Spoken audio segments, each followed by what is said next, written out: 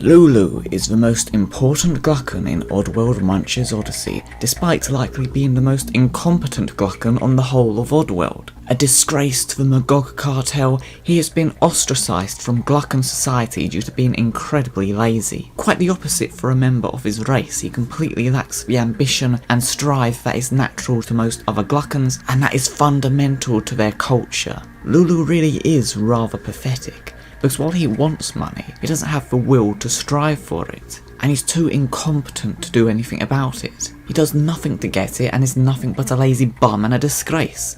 Even the almighty Raisin disses him. He is everything the Magog society that he lives in despises, a Glukkon who isn't trying to earn money. He's a very odd Glukkon indeed, perhaps signified further by the fact that his name is Lulu. This name is weird for him on so many levels. For one, unless I'm mistaken, it's a girl's name, and Lulu is a boy. Secondly, it's an Earth name. Lulu, albeit probably somewhat rare, is an acceptable name to humans. It originates from Earth. It is unusual when you consider pretty much every other Glukkon that has a given name is usually something very weird. I've never heard of a real person called Moloch or Drippik or Aslik, for example. And I wonder if that's because Oddworld Inhabitants wanted to slightly humanise him, but not too much. Like put him on our side, kind of. Because ultimately Lulu doesn't actually do anything malicious. He's too lazy to do so. So arguably he's not really a bad guy, so perhaps he's named Lulu to make him slightly more relatable. In many ways, he's got a lot in common with the Brewmaster, in that they're both outsiders and are rather isolated as a result of this. And they both don't seem to care what others think of them. Neither naturally dresses as a traditional Glukkon would, with a smart suit. The Brewmaster instead wears a work tunic, while Lulu wears a really odd, messy, mixed up orange and brown outfit when he's a pud, not really making an effort to dress well at all, and it doesn't seem to bother him that much. However, whereas the Brewmaster outright genuinely doesn't care what others think of him, Lulu just can't be bothered to care, as shown by the fact he then completely changes his style, conforming to the stereotypical Glukkon purple and smart suits as he rises up the ranks, ending up looking like the most stereotypical Glukkon you could think of. They're on opposite ends of the ostracism spectrum, whereas the Brewmaster is isolated because he's so passionate and dedicated to his goal of perfecting the flavour of Soulstorm brew. He has great ambition and is a perfectionist, being very hands-on, so to speak, going to great lengths to achieve his goals. Meanwhile, Lulu is shunned by society due to the opposite reasons. He has no ambition at all, and unlike the overworking Brewmaster, prefers to spend his days relaxing and sleeping, doing nothing to be a good Gluck and earn money. It's this lack of ambition that allows Abe and Munch to take advantage of him, possessing many bosses and CEOs to donate to a charity in his name, the Lulu Fund, in order to get him up the ranks of the Magog cartel purely through wealth, in the aim of him being invited to Viker's Labs, where he can buy the last can of Greedy Gabiar in an auction held by Viker's Fine Foods division. A bit weird that all these Glukkons have Lulu Fund donation booths in their offices, but whatever. Honestly though, I don't know why Abe possessed so many Glukkons when he could have just possessed a couple of Glockstars and got them to donate, and that would have been enough moolah, surely. Well, I guess you could argue he was also stopping their malicious activities at the same time. But come on, did he have to get that one that was killing the meep? That guy was doing a service. Now, to be fair to Lulu, I could be wrong, but I feel like it's probably a misconception that Lulu himself starts up the Lulu Fund, and it's already there and Abe and Munch take advantage of it. I think that's probably what I thought when I first played the game. I mean, someone as lazy and pathetic as him could be imagined as doing something as cheap and lazy as that after all, setting up a charity for himself. However, I think he was even too stupid to think of that, and too lazy to set something like that up himself. Especially considering it's such a ridiculous concept to the Glukkons. No one would donate to something like that. It's probably seen as a scam. So what would be the point? Indeed, it's shown that Lulu Fund was set up by Abe and Munch, under the almighty Raisin's instructions, by possessing Lulu. Before all this, according to Alf, Lulu was a minor and very incompetent employee of Flub Fuels, where he would do nothing but read magazines and relax every day. At some time, Lulu also worked at an unimportant slaughterhouse, which is presumably a franchise of Rupture Farms, considering Lulu appears on a slide for Moloch's Rupture Farms board meeting presentation in Oddworld New and Tasty. Here he is shown to have the presumably nickname of Lil Lackey, and by the looks of it, from what I can tell, Glukkon is given an Outstanding Achievement Award as Assistant Brown Noser. Lulu's time at the slaughterhouse was actually meant to play a part in Oddworld Munch's Oddysee, but was one of the many elements unfortunately cut from the final game.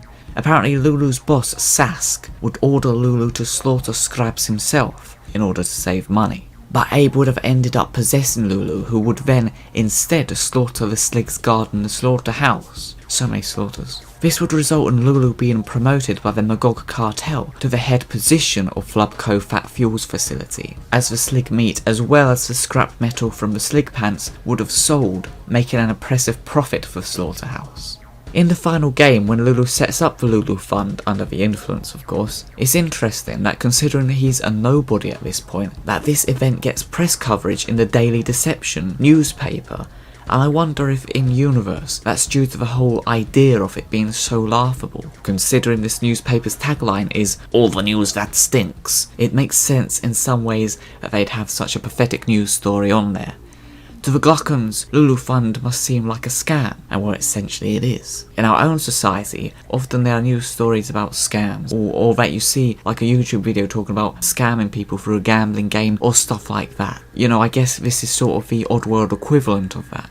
Apparently Lulu slept through the entirety of his rise to power and didn't notice what was going on. I do wonder what Lulu would have thought after being depossessed to have found that a charity had been created in his name. I guess he probably wouldn't have cared, especially after the first donation comes through by the meat rancher Gluck, who's then committed to an asylum for supposedly doing such an insane act. Easy to look away such a low-ranked Glukkon for such a stupid stunt. The press becomes more interested in the Lulu Fund when it receives even more donations, causing Lulu to rise up the Glukkon ranks. Imagine Lulu, a Glukkon rejected by society due to supposedly being stupid or not making money, now suddenly is somehow getting income incredibly easily by doing nothing.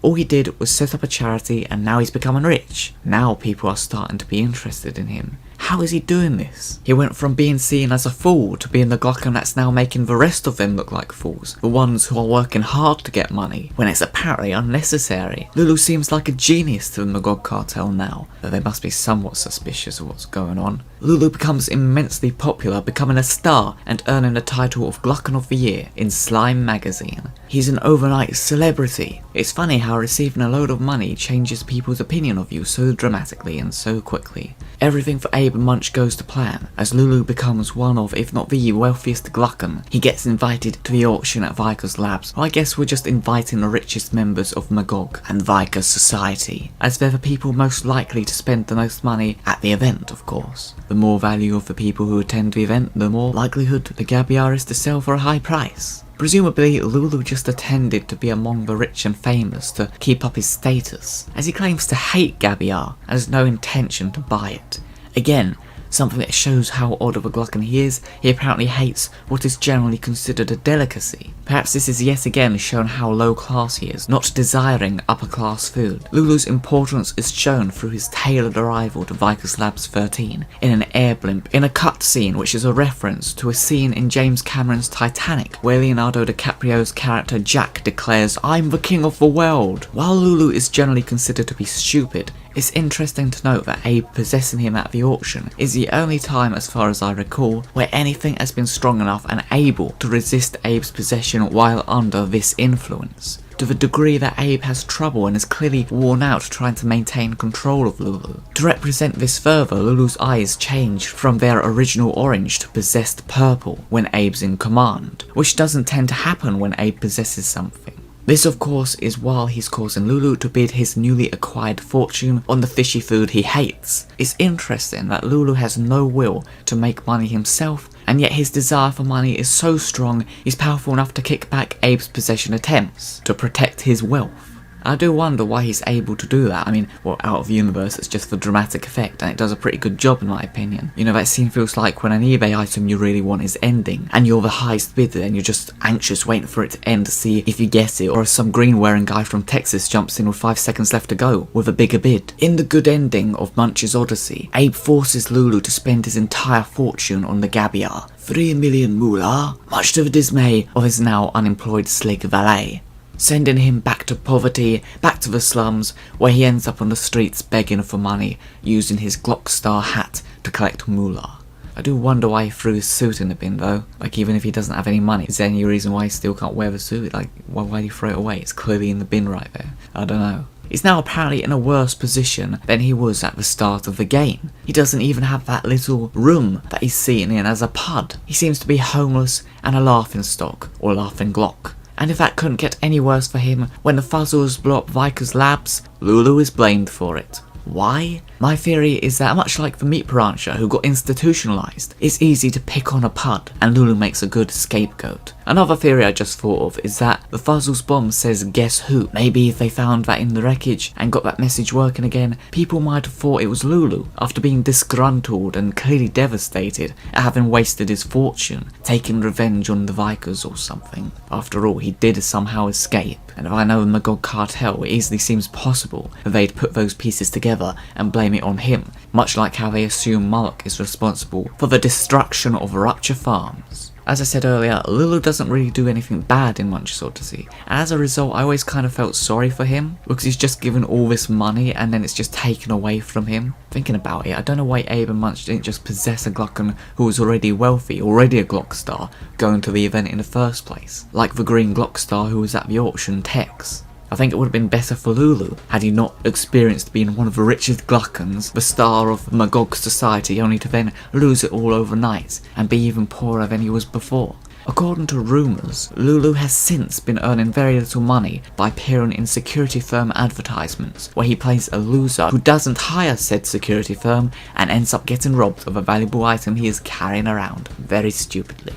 In the bad ending of Munch's Oddysee, where Abe and Munch are captured before the auction, although it isn't shown or stated, presumably Lulu simply doesn't go to the auction, or just doesn't buy the gabiar that he so despises, and as a result, Tex, being the second wealthiest at the event, thus presumably ends up with the can of gabbit eggs, and I guess eats them, resulting in the genocide of the gabbit race.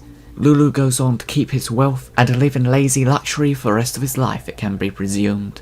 The story of Lulu must have become quite a legend throughout the Magog cartel, I'd imagine. A Glukkon who became intensely rich overnight, a rising star despite doing nothing, and then losing his entire fortune just as quick as he gained it. I could imagine it to be a fable told among Glukkons, a tale of instant karma. If you, a good Gluck, doesn't work for your money, any gains you make in your life will be deservedly lost. A warning for young Glukkons throughout the centrally capitalistic cartel, and Lulu would have become a laughingstock. In some ways, the tale of Lulu being told in their society reminds me a bit of like when you hear about people that win a massive amount in lottery and then somehow they manage to spend it all and treat it recklessly and end up right back to where they began, probably buying lottery tickets again. It's an interesting thing to think about, at least, and I certainly find it fascinating to contemplate this bizarre story, the Legend of Lulu.